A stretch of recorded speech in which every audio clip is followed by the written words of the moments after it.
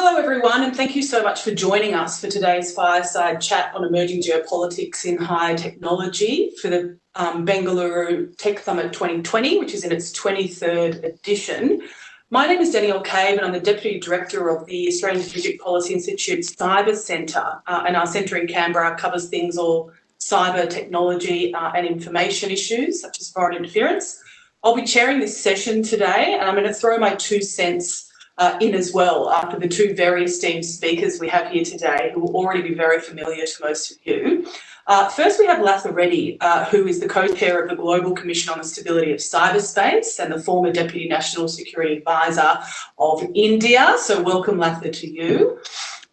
Thank you. And we have Nitin Pai, who is the co-founder and director of the Takshashila Institution, an independent centre for research and education in public policy. So thank you for joining us as well. Thank you, Daniel. Good to be here. Because it's a 40-minute session, I'm not going to waste precious minutes talking through their full biographies, which are incredibly long and really impressive, but I encourage you to go to the Tech Summit's website to have a look at those. How I'm going to work today is I'm going to chair us. Everyone's going to speak for about 7 to 10 minutes, and I won't come down hard if they're a little bit longer or shorter. Latha is going to talk about internet governance norms and take us through the geopolitical tensions and security issues between the major powers, as well as touch on the different players operating in this space, the multilateral groups, various multi-stakeholder initiatives, the private sector players and so on. Nitin is going to then focus on the tech wars and the various dimensions at play there, from natural resources to services. I'll then jump in and talk quite broadly about geopolitics and some of the sort of shifting things going on in the global technology landscape, and very briefly we'll touch on the emerging Australia-India tech relationship, which is still in its infancy but has enormous potential and there's a lot of activity there. If I time this well, we should have about 10 to 15 minutes left of Q&A. I've got 1 or 2 starting questions and I'll come up with some others for our guests as they're speaking. So that's enough for me, I think. So Latha, I'm going to pass over to you to kick us off, if that's okay. Thank you so much, Danielle. As you know, I'm going to concentrate on the difficulties in reaching agreement on internet governance norms, frameworks, and coordination mechanisms due to the geopolitical tensions and security issues between various countries. I think, it's very easy to regard this as a binary divide with the US, NATO, OECD, Five Eyes on one side versus China and Russia on the other. I think it's a far more complex issue. Data governance and privacy issues are certainly very important. The role of platforms and MNCs is very important in the whole ITC sector. I think the lack of adequate presence of the global south, especially those who use cyber for development and empowerment, like India and Africa, is also an issue. I want to talk a little bit about what does exist right now, what efforts are going on, and I'll begin with the UN, because there's been a real spurt in UN activity on this, as we all know, over the last couple of years, and particularly over the last year. The UN initiatives have been particularly busy in UNIDIR, in the UN Governmental Group of Experts, which is a closed group of 25 countries. The UN Open-Ended Working Group, which is open to all countries. The high-level panel set up by the UN Secretary General, the working groups of the high-level panel, which are now working on specific recommendations of the panel, the roadmap laid out by the UN Secretary General, and the initiatives being planned in connection with the UN at 75, which Fabrizio Hochschild and others in the UN have been talking about at length. I think we must also take note of previous initiatives which were connected with the Tunis agenda, with WISIS, what has been happening in the WTO, what has been happening in the ITU. So as you can see, as Professor Joseph Nye of Harvard describes it, it's really a regime complex. It's not that there is no regime, it's just that it's a very complex regime with perhaps not as much coordination as there should be between the different agencies. I think on the private sector, we've had some excellent initiatives by Microsoft, by Siemens, by even Kaspersky. You've had the Tech Accord and the Charter of Trust. You've had the other initiatives started by Kaspersky, and they are talking about norms not only for industry. The Microsoft Tech Accord actually goes further and suggests where government and private sector can work together. There's also the Cyber Peace Institute, which has been set up, another Microsoft initiative. But again, if you see there, the voice of the Global South is not heard. We are not big players in that. Either the global South industry or the global South policy makers are not very highly represented in the industry sector. This is an issue because industry in the global South has to also step up and not only be a software producer or a services provider, but actually be there in the dialogue. The multi-stakeholder initiatives to me are the way forward because I think it's clear that governments alone can't do a lot, that private sector alone can't do it, and you also need inputs from the technical organizations. You need inputs from the academia, from the experts, and from policymakers. So we've had two initiatives in which I've personally been involved, which have been the Global Commission on Internet Governance, and I've co-chaired the Global Commission on the Stability of Cyberspace. Both those reports are out, and I'm very happy to see that a lot of them have been picked up by regional organizations. You've had the EU enacting one of our norms into the EU Cybersecurity Act. This is the one on protecting the public core of the internet. The electoral systems norm, this is in the second Global Commission, the Global Commission on the Stability of Cyberspace. The other multi-stakeholder initiative, which I think holds great promise, is the Paris Call or the Paris Peace Forum, where there's been a very strong cyber initiative. That's due to take place in November 11th to 13th, and I'll be very, very interested to see what comes out of that.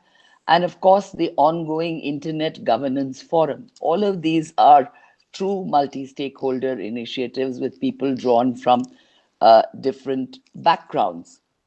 Now, I think the focus of the Global South, as we all know, has been inclusion, achievement of sustainable development goals, the SDGs, bridging the digital divide, equitable access, and PPP models, where governments do not have the resources. They want to bring in industry to help them. Human rights and freedom of expression, on the other hand, I find has been greater focus for the developed world. It's not to say that human rights don't matter for the global South, but the question is of priority. Is it more important to get the unconnected connected? Can we do that first and then look at, because that is the way it has evolved in the global north, if I may use that term, that essentially people got connected and then they started to worry about the policy issues, about the privacy issues, about the data issues. So in a way, it's somewhat putting the cart before the horse if you expect developing countries from the global south uh, to to first start debating policy before they've actually got everybody connected. So it's a chicken and egg question. Should it go side by side? Which should come first? Is it even possible for technology and policy to keep pace with technology, given the rate at which technology is expanding? There are many other issues, as you know, which are either contentious or require enormous resources. You have the question of capacity building. Not all countries are at the same level of development where their cyber infrastructures are concerned. You've got security issues, certainly as we've seen with 5G and Huawei, where geopolitical issues very much come into the picture. You have the whole question of ethics in how we use artificial intelligence and the new technologies that are coming up. You have sovereignty concerns by many countries, and you have data localization issues from countries like India, who are enormous producers of data, you have jurisdictional issues, you have cyber crime issues where there's definitely need for international cooperation, but perhaps the Budapest Convention is not acceptable to all parties as so far. I think there is need for a new convention on cybercrime. There is some resistance, certainly, among the countries, particularly, as I said, in the global north, to creating a new body for governing or regulating cyberspace. But there truly is the need, and I believe this very strongly, to negotiate a comprehensive convention under the UN, because that is the only organization which has universal membership, and it's not small groups of like-minded, it's all. And we need that for regulating cyberspace. Looking at, as I said in the beginning, looking at global cyber governance as a binary issue, either divided between democracy or authoritarianism, is not a sustainable model.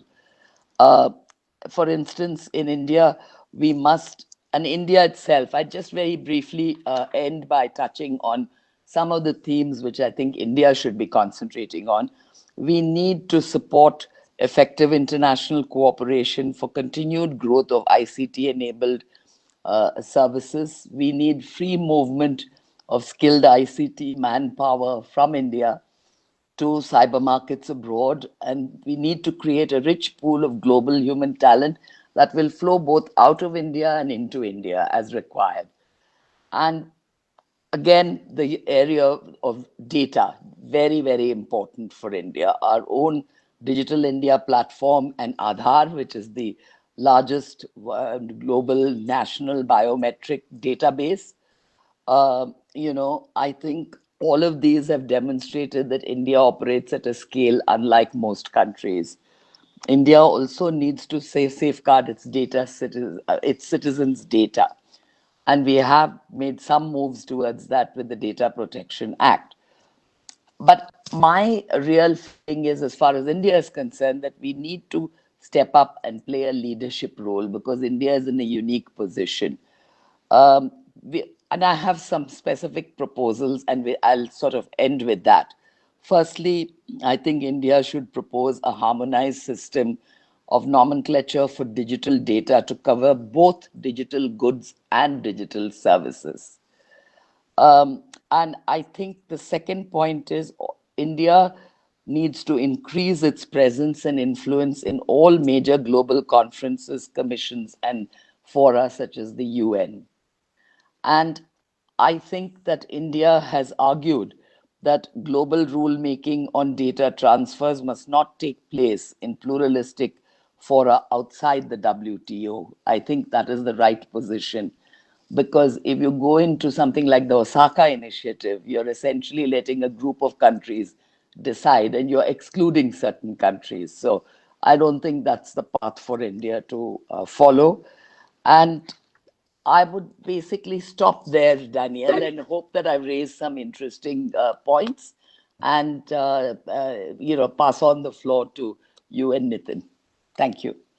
Thank you so much for that. That was fantastic. And I suspect I will be supporting and backing up some of the points that you made in my talk as well. Nitin, I'll pass over to you now. Thanks, Daniel. Thanks, Lata. It was wonderful listening to you talk about it with such a broad scope and covering such a broad canvas. I'm just going to look at a very thinner slice of this because I think it's never has it been as important for India's tech industry to pay attention to geopolitical trends as it is today. For the last 20 to 25 years, we've enjoyed a wonderful run. And many of the factors that underpin that growth, that success, are now under a cloud or probably now in a state of flux that things could go various ways. I think the shifts in global trade policies of most countries are likely to intensify. And the technology war, the tech war, seems to be the most important front in the trade war that has been in place for the last couple of years. And this is likely to continue because it has a momentum of its own. The technology war, as I see it, is taking place along five fronts, which all the way from natural resources to services. In semiconductors, including the natural resource supply chain like rare earth materials, etc. In network infrastructure, including standards, equipment, undersea cable topology, space segment. Number 3 is in operating systems. Number 4, platforms, where US technology giants are already caught in a domestic political economic dispute of their own. But this is also an international issue with Chinese platforms trying to make a play, Chinese and other platforms trying to make a play. And the 5th front is in content and data. This includes a whole gamut of issues, including censorship, data localization, information, disinformation, and so on. Now, if you look at the tech war, China has clearly been an innovator in the last 10 years. The China of the last 10 years is very different from the China of the previous 20. And we have to accept the fact that innovation in terms of very new ideas, very new technologies, very new business models have come out of China. But it's very important to recognize that it lags in several key areas. So as much as you understand and appreciate the growth of China in the technology space, the fundamental weaknesses remain. For example, in semiconductors, Taiwan and others are already in the 5 nanometer technology space. China will take 3 to 5 years to get there, and maybe it won't at all, because if the United States and its allies are able to close the supply chain for semiconductor technology, then China will sort of linger at the 20 and 12 nanometer space that they're currently in. In other words, the silicon gap between the West and China will widen. But China can create a sinosphere, a Chinese segment of cyberspace where China, with its large population, along with a few of its satellite countries and other countries who are disgruntled with the West, form a segment of cyberspace where Chinese apps, Chinese technology, China-driven norms apply. Now, it is very clear for us that India's interests are not to be part of this sinosphere. It is not in India's interest to be part of this Chinese segment of cyberspace. We have to be outside. That doesn't mean you have to be in another camp. It could be a multilateral or a global forum, or it could be a camp, if it comes to that, which is not China. Now, there are very strong geopolitical reasons for this, but let's not get into this. Is a technology discussion, so we'll not get into the reasons why. When people look at the tech war, I think a lot of people tend to use the Cold War metaphor, of an iron curtain between the West and the Soviet Union. I think the metaphor is very, very misleading. Even if we enter a situation where the geopolitics is almost like that of the Cold War, where there is strong antagonism between the two poles or the two sides of the world, we are not going to be in a situation where the curtain is an iron curtain, where it is impervious. Right? We are more likely to be in a situation where the divisions are flexible and porous. I like to call it a bamboo curtain. It is flexible, it's porous, you can see through, you can pass through, but it's still there. It's still a barrier. And I think as India's industry, as India's government, we must learn how to manage our life, our business, our economic growth, our national interest across a world where there is at least one bamboo curtains and probably more than one bamboo curtains. Now, in all those 5 fronts which I talked about, semiconductors, network infrastructure, operating systems, platforms, content and data, we will have some form of a bamboo curtain. And then it's a matter for us to, how do we negotiate these interconnections? Where do we put in the blocks? Where do we see the, pathways clear? Where should we try to attempt to have greater interconnections? And where is it important for us to ensure that our values, our interests, our ethical norms, constitutional values are protected? So this is going to be a policy challenge. But as a technology industry, it's important for us to understand that we should not willy-nilly get into a situation where the default is set, where it becomes a fait accompli. You've already entered a Chinese sinosphere and then you can't backtrack. So the need for caution among entrepreneurs, among innovators, among policymakers, to ensure that we don't get into a situation that we can't get out of. Now, last 2 points is that the good news for us is that the demand for talent is going to be global and it's going to continue. right? Whether it's the United States, whether it's Europe, whether it's East Asia, whether it's China, the demand for skilled talent is going to be there. The question really is, would people be interested to migrate to China with the same kind of flexibility and comfort as it would be to migrate to the West, Europe, or East Asia? And I think the answer is no. And it is not just a matter of deciding to migrate or live and work in China, but also the consequences.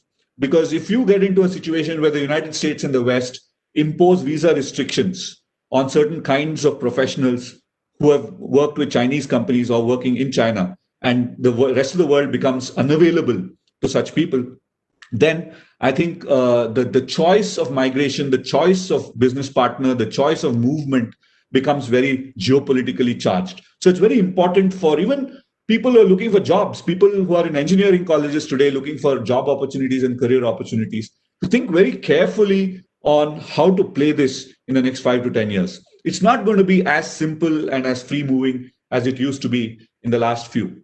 The last point is, in general, what does it mean for India? I think Lata Reddy is the best person. I think she's laid out a big policy agenda. I just have one simple point to make, that India should create bubbles of trust with its key technology partners.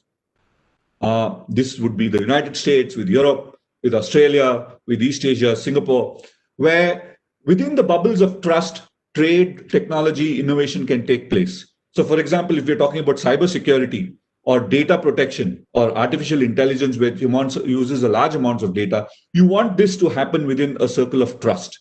And these bubbles of trust need to be built in. And it's as much a question for government to build these bubbles of trust, because they don't come for the asking. There is a lot of government to government interaction that is necessary, a lot of geopolitical convergence that is necessary to create these bubbles of trust. But if the government were to create these bubbles of trust, I think industry itself will be able to benefit from it. Now, one concluding point about self-reliance. I think it's very tempting to talk about self-reliance as if it's a great solution to all our problems. It is not. Especially in the technology space, it is not. It's tempting to think and be carried away by the slogan of self-reliance. But I think even North Korea, which tries to isolate itself, is not self-reliant. So it tells you that self-reliance doesn't come in technology as easily. I think a more sophisticated way of looking at it is, how do you strike a balance between partnerships and dependence on key partners, with mastering the supply chain and ensuring that it does not go out of your favor, and finally make in India. So it's a balance of these three things: partnerships, supply chains, and self-reliance and indigenous production. I think this is more of a complex policy solution. It's not as easy as slogans, but I think that's the direction that we have to go. Thank you for that. I really like 5 dimensions of thinking about technology. And right at the end there, the bubbles of technology trust was fascinating. We're talking a lot globally about COVID-19 travel bubbles, but we should be talking more about technology trust bubbles. I thought that was great. All right, I'm gonna jump in now and give my 2 cents, and I'll try to keep it short so we can get to the Q&A quickly. A point I've been trying to make more and more this year, because I think it's vitally important, is that most countries in the world, Australia absolutely included, we are technology takers rather than technology makers. Few of us are actually building the tech, and even fewer of us have set the rules for this rapidly growing and moving sector. And historically, most countries have taken a fairly passive approach, I think it's safe to say, to the technologies they deploy, including in critical national infrastructure. However, I think one of the biggest changes in the technology policy landscape is this shift from a more passive approach to, I don't want to say a proactive approach because we're not there yet. There's still a lot of whack-a-mole policy making going on around the world, and I think debates about apps like TikTok and WeChat highlight that in a few places. But many governments are increasingly informed and are responding more quickly to the various key challenges in the technology policy space rather than coming from far behind. And whereas commercial imperatives once ruled supreme, we can now see that states are increasingly concerned with a really wide basket of issues. So implications that critical and emerging technologies have for governance, civil liberties, geopolitics, the topic of our panel, data protection and privacy, national security, of course, ethics and trust come to mind. And cost is still a primary factor, of course, but these other drivers, I think, are increasingly framing national strategies and influencing policy making. So major decisions about critical infrastructure, for example, which telecommunications vendors nation states are and are not prepared to partner with in 5G, now take into consideration where those vendors are from, what are their supply chains, and the international behaviour of the vendor's home government. And I think this is sort of relatively new over the last few years. Even things like bodies that fund research and development into emerging technologies must increasingly think about the dual and multi-use nature of those technologies. Research to improve smart city and traffic technologies, for example, can be used by foreign actors in ways different from what was originally intended. So they can be exploited for military gain, intelligence advantage, or to enable human rights abuses. So the general sort of outlook is much broader, I think, than before. And geopolitics and country of origin concerns have never mattered, I think, so much in policy making. The laws, the international behaviours and the norms, as I said before, of a vendor's home country really matter and can swing major decisions. And, the global 5G debate has illustrated this again and again and again over the past 2 years. And a lot of governments, as well as I think civil society, of course, and parts of the business community are increasingly thinking through who owns and controls what technologies and the data underpinning them, how it is being used, what are the rules, norms and standards that different countries are abiding by. But I also want to add that what is said at the United Nations and multilateral bodies is not always reflected on the ground, I don't think, or by a country's business community, which makes things really tough. And I think that's important to dwell on because this is a rapidly moving space where major decisions are made daily, often not by governments or multilateral institutions, who are many things, but fast moving is really one of those things, but by the CEOs of major internet and technology companies, predominantly in the US, China or Europe. And this may not always be a good thing, but that's where we are now. That governments and multilateral groups don't hold as many cards in this space as in other policy areas. And they are racing, I think, to catch up with business and often civil society who can move more quickly. And very generally, I think we can thank that global debate on 5G over the last few years, particularly on high-risk vendors, for creating an environment that I think has helped support this shift that we are seeing now. And certainly in Australia, from our experience, and Australia very much was a first mover when it came to 5G, and in making difficult yet crucial decisions on excluding high-risk vendors. The debates we had leading up to that decision, and still today on critical technology, has certainly catalysed more of a sort of deeper policy focus on critical and emerging technologies that I think and I hope will continue for years and decades to come as different departments and agencies in the government bolster their capacity on technology policy. And I've heard a few people now say that, Australia is a technology shaper, and I think we have a little while to go before we can confidently say that that is actually true. But recently, in a speech to the Observer Research Foundation's annual Sci-Fi conference, our Foreign Minister, Maurice Payne, actually said, quote, "We've demonstrated that we are not content to be simply technology takers. We aspire to be global technology shapers, to be at the forefront of determining the design, development and use of emerging technologies." And end quote. And I really like that ambition, and not just because it all rhymes really neatly. I like it because there's a lot of potential there. It's not just another talking point by a politician. There is actually, I think, increasingly meat to the bone there. And you can see that in Australia in sort of various decisions being made across different government departments and agencies, and investments starting to be talked about. And I think both Australia and India have a lot of ingredients to be technology shapers. They bring very different strengths to the table, and there is a lot of space here for new and different partnerships, I think, between the countries. And I talked about that very briefly. We published a report a couple of weeks ago at my institute, ASPE, that looked exactly like that. And we argued for the elevation of this emerging sort of technology partnership, and we looked at the challenges, the opportunities there. But actually, as Latha said before, India is in a particularly unique position And it really could lead a global debate on technology. And I think that more diverse voices are needed because at the moment the public discourse continues to be dominated by the US, China and Europe.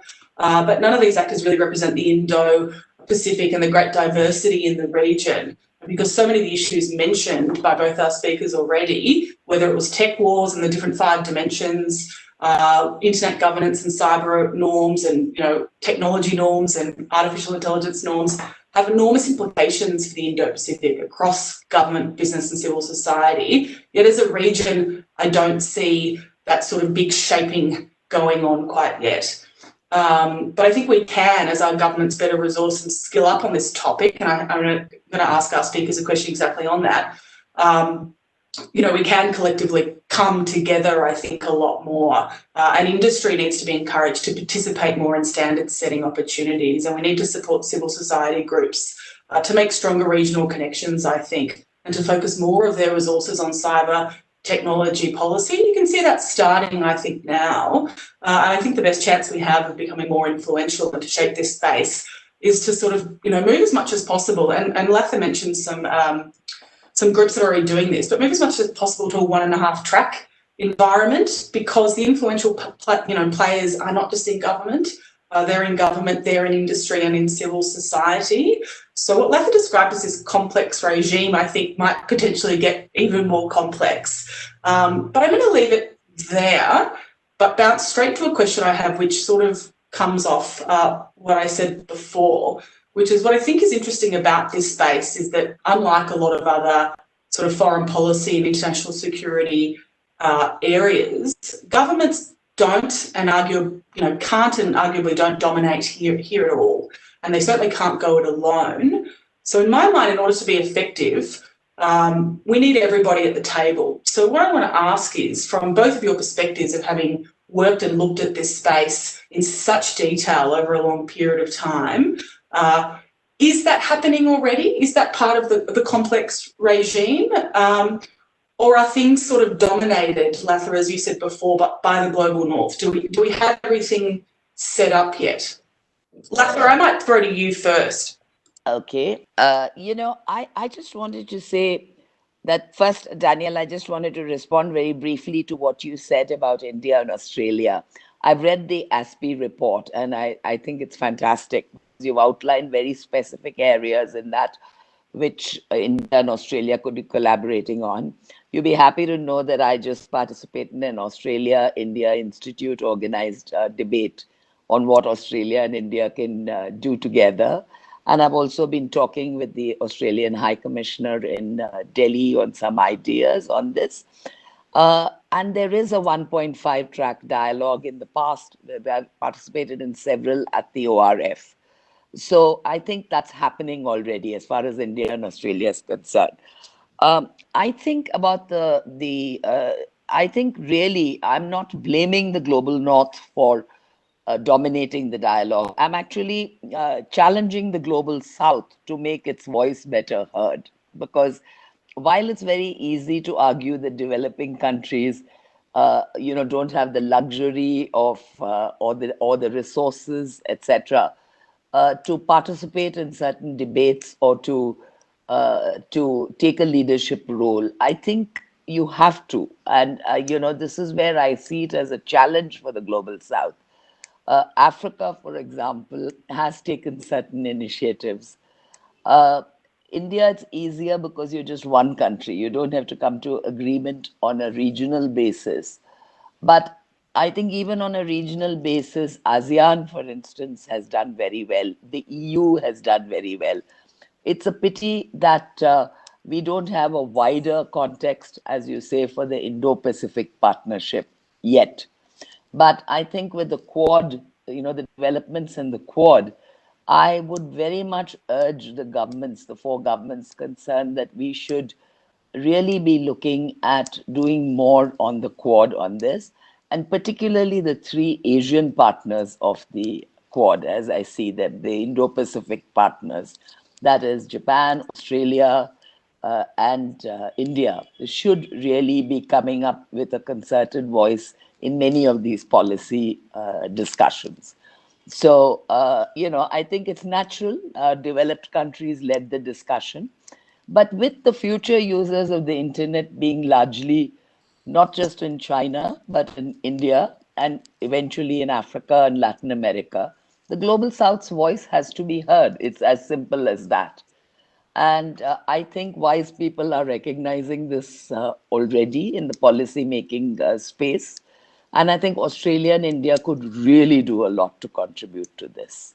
I mean, Australia, yes, in many ways, you're a highly developed country and so on, but you also have a nation identity. So, on that front, we can certainly be together. Thank you. I would love to see a couple of those things as well that you mentioned at the end there. Nateek, did you want to jump in there with any thoughts? Yeah. Thanks, Daniel. See, I think India is an outlier in this entire technology, let's call it the techno-political space, because in many ways, in terms of its constitutional values, commitment to liberal democracy, etc., India stands very much in the West with the political values. Constitutional values are derived from the Enlightenment and so on, and therefore we stand with the West in many of those things. In terms of our economic situation, in terms of per capita income, we are on the other side.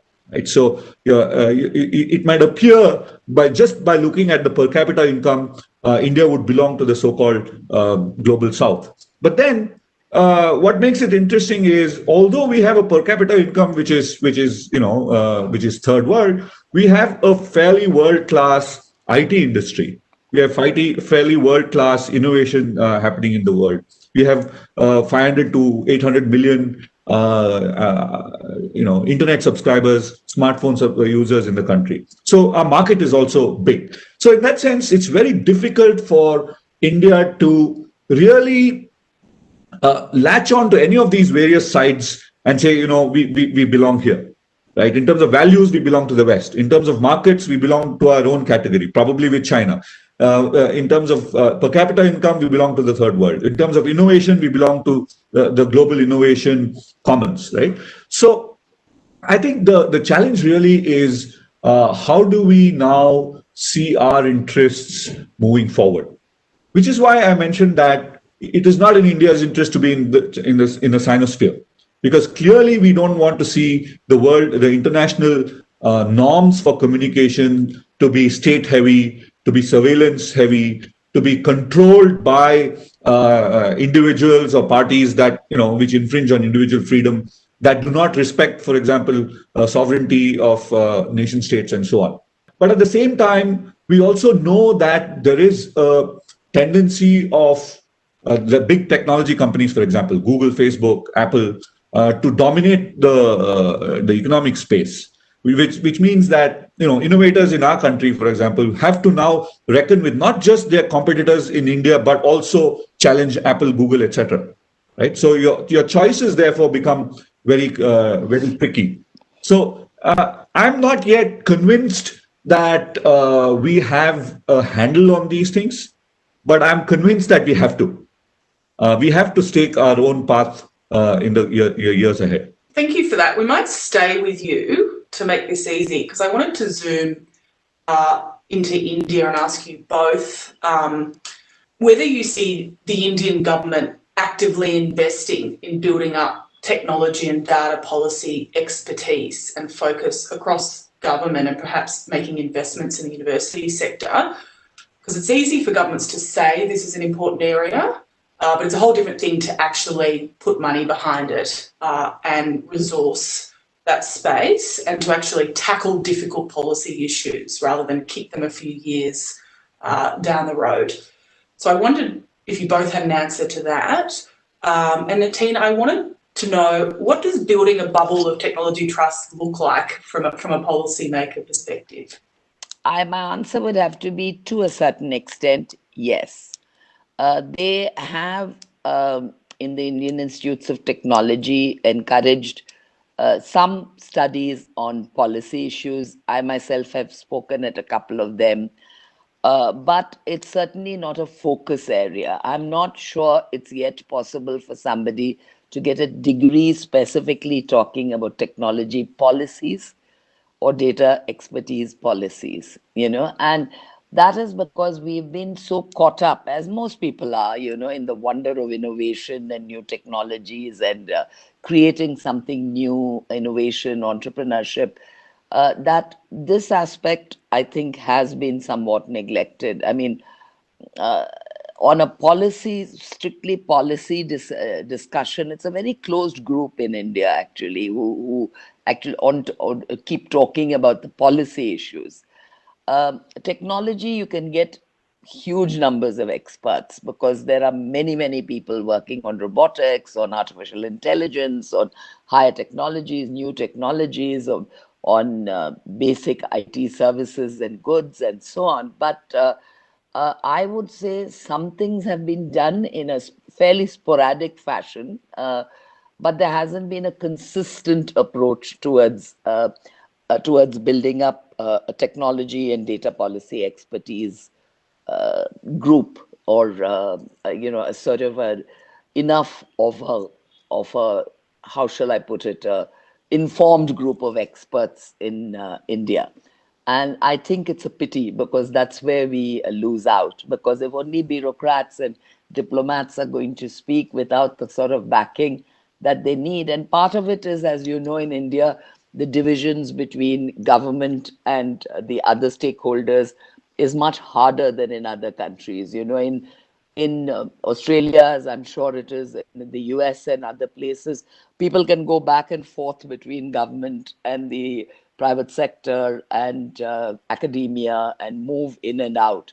It's not so easy in India. If you've got a delegation being led by the government, it's led by a bureaucrat, and while he may consult with the industry, he will not take an industry person along with him as part of the delegation. And I think this is a systemic problem in India that we have to understand. But Nitin, I'll let you deal with the rest of the question. Yeah, thanks. I think the idea of government investment is interesting because India has 30 state governments and one union government, and many of the state governments have been very active in making investments in understanding this. Karnataka definitely is one of the leaders, and this IT summit, for example, is an example of that. I think the idea is not just to be a sort of and government which provides a governance framework, but also enabling a lot of thought processes, academic exchanges, investment in the brain trusts, etc. So Karnataka does it. The southern states, Tamil Nadu, Andhra, Kerala, and to an extent, Maharashtra and Goa also have invested significantly in this. But you see, how much ever you invest, it's not enough. That goes for anything in India. Whatever you do, it's just not going to be enough because of the scale of the challenges that we face. But on the second point about the bubbles of trust, I think there are four dimensions to this, and I think the government of India must carefully think through these four dimensions. The first dimension is the easiest one, which is political and strategic convergence, right? So where the two countries at the highest level see eye to eye. So the Quad, for example, there is strategic convergence between the Quad countries, United States, Japan, Australia, and India. That's easier to do in the current circumstances. The remaining three are a little trickier. So the second part is mutual trust in our judicial systems, the legal infrastructure. We have the common law jurisdiction to build upon, but we've evolved in different ways. And, decisions on trusting each other's judgments are an open question even today. Number three is a broad based interaction of the economy. Do we have broad economic ties beyond just technology? Right? Do we have engagements in defense, in agriculture, in trade, in services of various kinds? Because a broad economic interaction builds the kind of trust and that is resilient. And lastly, and probably the most important in this space, is about people trust. Do we trust each other's people? Especially if people have to be trusted with things like cybersecurity, guarding each other's critical infrastructure. dealing with each other's sensitive data with respect to health, for example, biometrics, etc. So do we trust people from each other's countries? And I think that is a thing that we have to build upon in a long term. What helps is people who've been educated in each other's countries. So, if people have been educated in Australia and work for Australian companies and governments later, the circle of trust becomes easier to do. But perhaps building the people-to-people trust is most challenging because there are a lot more other factors that come to play. There's the issue of visas, there's the issue of immigration, free movement of people. What about families? It's not an easy question to answer. But I think on all four grounds, the space for convergence, the opportunities for convergence between the Quad countries at least, is far greater today than it ever was. Probably immigration is going to be tricky in the world that we are going to be living in the next 5 to 10 years. Immigration is going to be tricky, but other than that, I think almost everything points towards a positive consensus. Thank you for that. I think you should write up this technology bubble idea. It's a fascinating one. Now, we've hit our time limit, and in fact, I've taken us a little bit over, and I apologise for that. Thank you so much to our speakers today. Thank you to the Tech Summit for having us, and wherever you are in the world, thank you very much for joining us today for this fireside discussion.